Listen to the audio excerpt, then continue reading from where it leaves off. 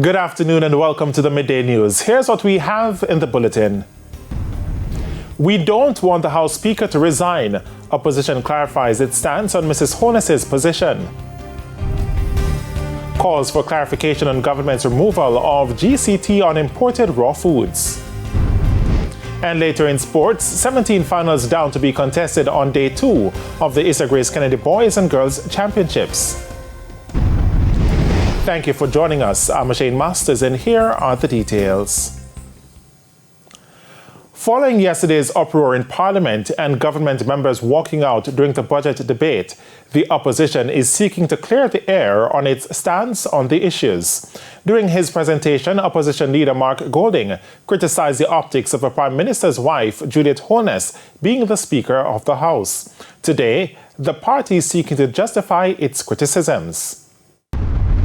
The People's National Party's chairperson, MP Dr. Angela Brown-Burke, says the opposition is not calling for Juliet Holness to resign as Speaker of the House of Representatives. Dr. Brown-Burke says it is tradition that the government selects the Speaker of the House, and this is accepted. But she says the opposition has the liberty to assess the decision because of the conundrum in which it has been placed. Speaking on the morning agenda on Power 106, Dr. Brown-Burke further stated that the government stance on opposition leader Mark Golding's comment on Tuesday raises questions about its position on good governance and ethical principles. She says the comments were not an attack on Mrs. Honus's competences.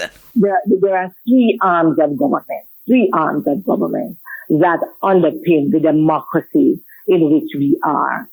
To have two arms of those of that being led by a husband and wife here doesn't look good. As Jamaicans would say, it not look good, it not smell good. And for anyone in government, any right-thinking Jamaican to look at that and say that they don't understand why anyone would believe that's a problem, that would be the problem for me.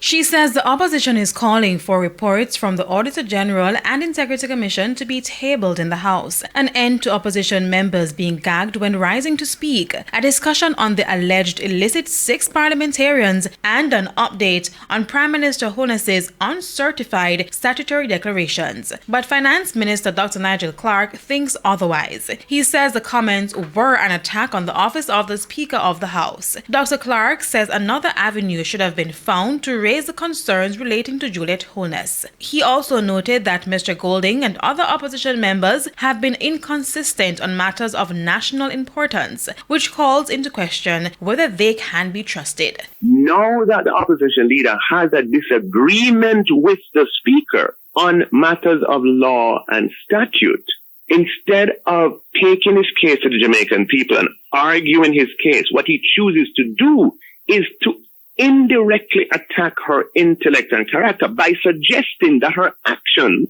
and decisions are motivated by something other than her independent thought and reason. And that is low and underhand. Kalisha Williams, TVJ News. The opposition continues to blast the government on its removal of the General Consumption Tax, GCT, on imported raw foods, fruits and vegetables. Opposition leader Mark Golding took the finance minister to task over the announcement he made last Tuesday that the country is stood to be blacklisted by the World Trade Organization, WTO, if the tax wasn't removed. A disservice to our farmers. That's how the opposition continues to view the removal of the GCT on imported raw foods, fruits and vegetables. The position was taken by the government in a bid to continue trade operations. During the opening of the budget debate last week, Finance Minister Dr. Nigel Clark stated that there could be serious repercussions from the WTO if Jamaica did not remove the GCT.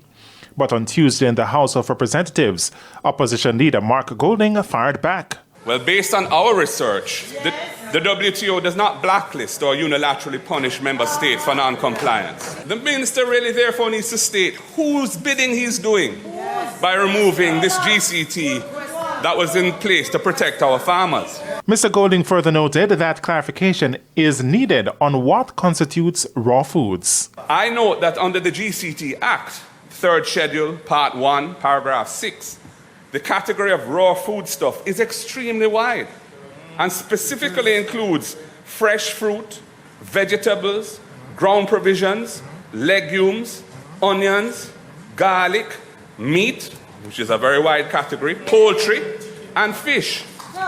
The removal of this protection leaves our farmers very exposed to unfair competition from importers who have little risk. It's why he's calling for the removal of GCT on some farm products to better assist local farmers. In removing the GCT on the imports of produce, nothing has been put in place to protect our farmers from the wave of imports of produce that will now come into the market without paying GCT. We have to ask who benefits from this. Certainly not the farmers. So who? He's therefore suggesting that ideas have been proposed simultaneously remove GCT from farm input supplies, including essential planting materials like seeds and farm tools and equipment to incentivize local producers and strengthen their sustainability. The opposition leader also suggested greater transparency in food imports, in that import grants should get parliamentary approval and a public auction be done to ensure a transparent and equitable process. Councillor for the Yalas Division in St. Thomas, John Lee, is threatening to take physical action against the Paul Bogle Foundation for allegedly breaching a notice extension it was given. During the recent meeting of the St. Thomas Municipal Corporation, CEO Claudia Carter shared that items belonging to the foundation were still on the property of the Yalas Market. Some site visits that we made, we realized that he had started moving out the stuff, so we thought finally everything would be out. But up to 2 days ago, we realized that some of the things are still left in the market. This news did not sit well with Councillor Lee. The council gave him an extension to the 23rd of February. Now, to say that stuff still in the market, it was a play game, believing that they could win back the seat for the Yalas Division. Let us now prove to the people of St. Thomas and use equipment to remove his stuff and let him come for them. The issue of the Yalas Market property has been a sore point at each municipal corporation meeting for months. In response to Mr. Lee's comments, the CEO advised that they are in dialogue with their legal team to handle the matter.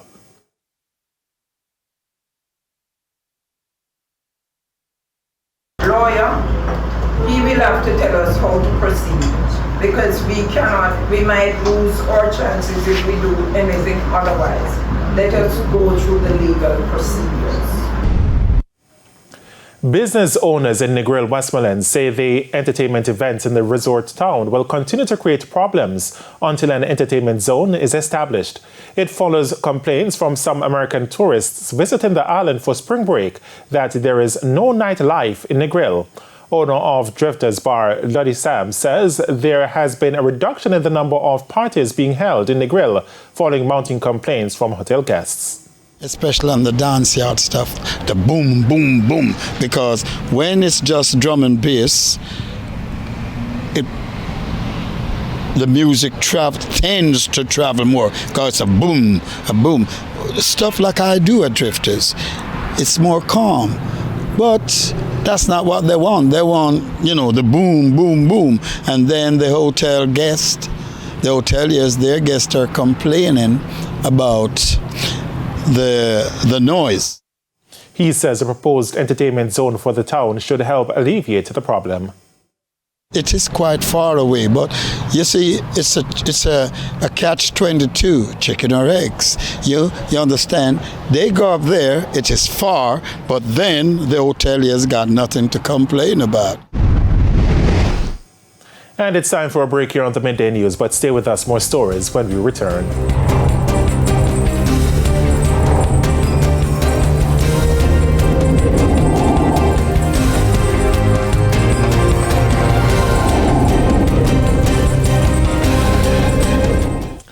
Welcome back. It's now time for the Business Minute.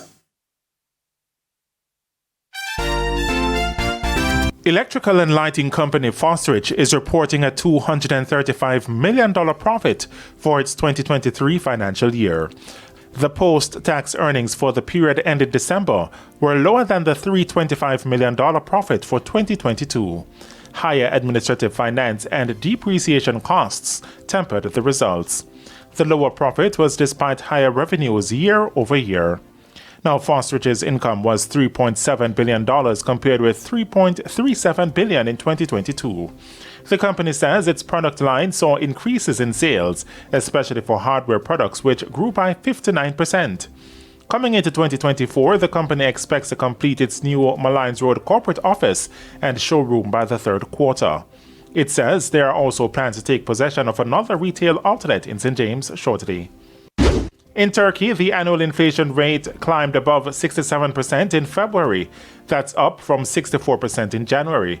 Turkey's finance minister says the high inflation was due to temporary effects. Now, annual inflation is expected to fall to just below 43% by the end of 2024. And that's it for the Business Minute. And here's a preview of what's coming up in this evening's Health Report. In this evening's health report, we look at heart valve disease, a specific antibiotic regime by the public health. But usually diet, exercise, good health, ensuring that you're followed up by your cardiologist and any intervention before the disease gets very severe. Because as I said, some of these complications are getting strokes, heart failure, and we want to prevent the complications of the heart valve disease. So seeing the cardiologist as soon as possible, getting imaging such as ultrasounds of the heart to monitor progress of any disease that may already be there, and getting intervention like the minimally invasive intervention that's available at the University Hospital of the West Indies are key things to preventing sequelae of these diseases. That's the health report in Primetime News at 7. And now for today's healthy living tip. Eat a heart-healthy diet. Keep blood pressure in check. Quit smoking and keep your teeth and gums healthy. Time now for the top regional and international stories. In the region, police in Haiti have killed at least 3 people while repelling an attack on the country's central bank. A group of criminals targeted the Bank of the Republic of Haiti, leaving up to 4 dead and a guard injured. Haiti has been rocked by weeks of violence after gangs raided prisons, releasing thousands of inmates and launch attacks on state entities, including the airport in the capital. The bank is one of the few key institutions still running in Haiti's capital, Port-au-Prince. On the international scene, Ireland's Prime Minister Leo Varadkar has resigned. In a shock announcement, Mr. Varadkar said he was leaving for personal and political, but mainly political reasons, and would stay as Prime Minister until a successor can be elected after Parliament returns from recess next month. After 7 years in office, he said, quote, "I don't feel I'm the best person for the job anymore," end quote. Varadkar first took power in 2017 after being elected leader of the Fine Gael party. He is the country's youngest prime minister and Ireland's first gay leader. And those are the top regional and international stories. I'm Kerry-Ann Simpson. And we head to a quick break. When we come back, we'll have your midday sports report.